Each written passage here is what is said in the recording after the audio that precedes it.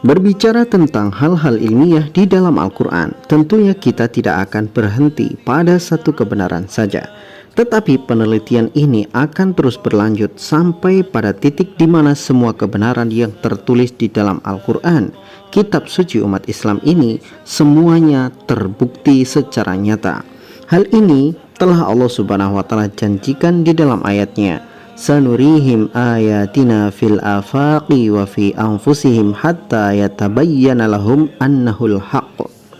Dan kami akan perlihatkan kepada mereka tanda-tanda kekuasaan kami di segenap penjuru-penjuru dunia, penjuru langit, dan pada diri manusia, sampai terungkap segalanya bagi mereka bahwa Al-Quran itu adalah kebenaran. Surat Fussilat ayat 53. Jadi janji Allah Subhanahu wa Ta'ala sendiri kepada manusia bahwa Allah Subhanahu wa Ta'ala pasti akan tunjukkan tanda-tanda kekuasaan Allah di seluruh penjuru langit. Bahkan dalam diri manusia sendiri ada tanda-tanda kekuasaan Allah yang sudah disebutkan di dalam Al-Quran. Dan ketika tanda-tanda itu diungkap semuanya tentang kebenarannya, maka manusia akan melihat bahwa Al-Quran itu adalah satu-satunya kebenaran mutlak tanpa keraguan. Kita sudah banyak jelaskan pada video-video sebelumnya tentang penciptaan langit dan bumi beserta misteri-misteri di dalamnya. Kebenaran Al-Quran tentang laut, tentang embrio manusia, bahkan rahasia ubun-ubun, dan rahasia-rahasia yang lain sudah kita jelaskan. Semuanya adalah kebenaran yang sudah tercantum di dalam Al-Quran. Nah, pada pembahasan kali ini saya akan angkat satu tema tentang geologi, tentang gunung, di mana pemahaman tentang gunung ini benar-benar sesuatu yang di luar imajinasi manusia saat itu, saat Al-Quran turun 1400 tahun yang lalu, terutama saat Al-Quran menjelaskan tentang apa yang tidak diketahui oleh manusia 1400 tahun yang lalu. Orang Arab tahunya gunung ya paling-paling cuman gunung Uhud atau gunung-gunung yang ada di sekitar mereka saja.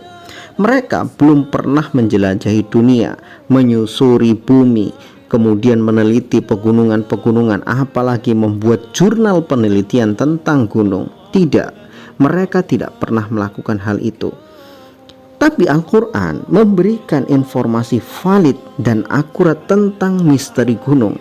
Bahkan gunung-gunung yang dikatakan sebagai gunung paling langka, paling misterius di atas muka bumi tercantum dengan jelas di dalam Al-Quran.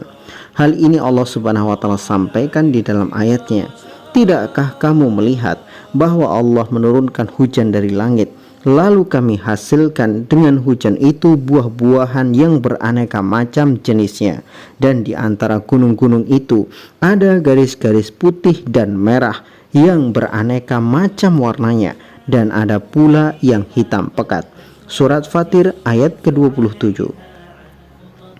Dalam ayat ini Allah Subhanahu wa Ta'ala menyebutkan bahwa gunung di antara gunung-gunung itu ada yang mempunyai garis-garis berwarna putih, merah, dan sebagian lagi berwarna hitam. Nah, pertanyaannya adalah, pada saat ayat ini turun, adakah yang sudah tahu posisi gunung ini di mana? Adakah orang Arab yang tahu gunung ini di mana beradanya? Tentu jawabannya adalah tidak ada yang tahu. Mereka dapat informasi dari mana tentang gunung ini? Tentunya mereka tidak mengetahuinya, kecuali itu adalah firman Allah Subhanahu wa Ta'ala. Apakah kemudian Al-Quran nyontek dari kitab lain? Tentunya tidak.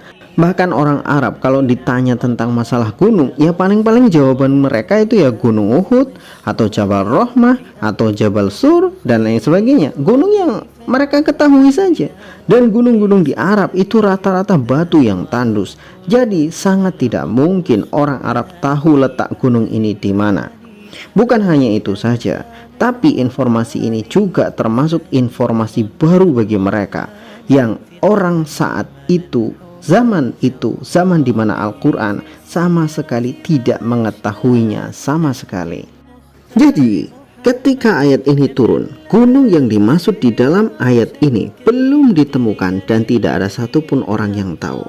Dan orang-orang pada saat itu hidup juga belum pernah melihatnya. Namun meskipun gunung ini belum ditemukan pada masa itu, ketika Al-Quran turun. Umat Islam sangat yakin bahwa kebenaran Al-Quran bersifat mutlak. Seiring berjalannya waktu, pasti akan terungkap semua kebenaran dan rahasia-rahasianya. Dan benar saja, setelah ribuan tahun berlalu, barulah gunung ini ditemukan, tepatnya di sebuah daerah terpencil di negeri Cina, Gunung Pelangi. Menurut kabarnya, pegunungan ini ditemukan secara tidak sengaja dan dulunya adalah tempat yang tidak dihargai, sebab daerah ini sangat gersang dan tandus. Penemuan tidak sengaja ini membuat banyak orang datang untuk sekedar melihat-lihat atau meneliti pegunungan ini.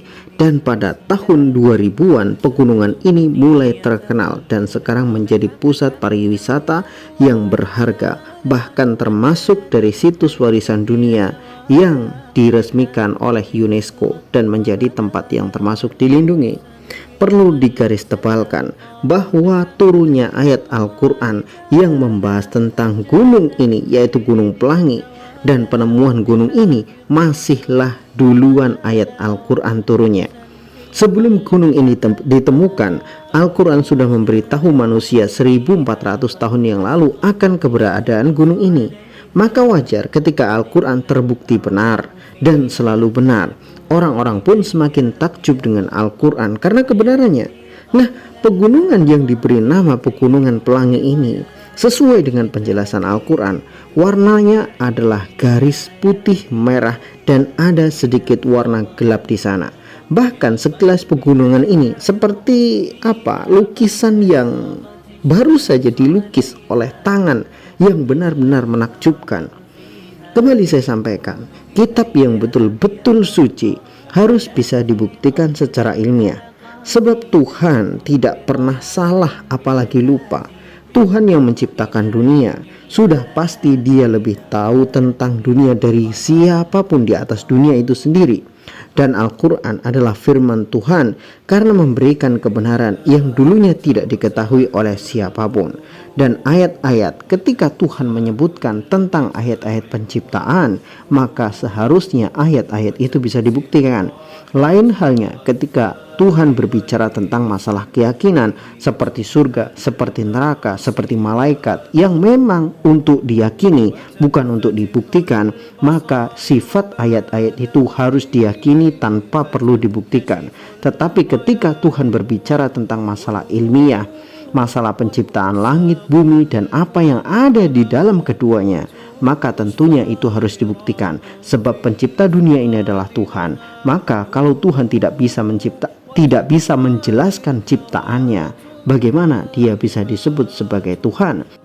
Hal itu sama dengan anehnya ketika ada orang bisa menciptakan pintu, tetapi ketika ditanya bagaimana pintu ini diciptakan, kemudian dia tidak bisa menjawabnya. Kan aneh, dia yang menciptakan pintu, tapi ketika dia ditanya bagaimana cara menciptakannya, dia tidak bisa menjawabnya. Apakah kemudian kita akan mengatakan dia adalah pencipta pintu itu? Tentu saja kita akan meragukan bahwa dia adalah yang menciptakan pintu tersebut. Wallahu a'lam bishawab.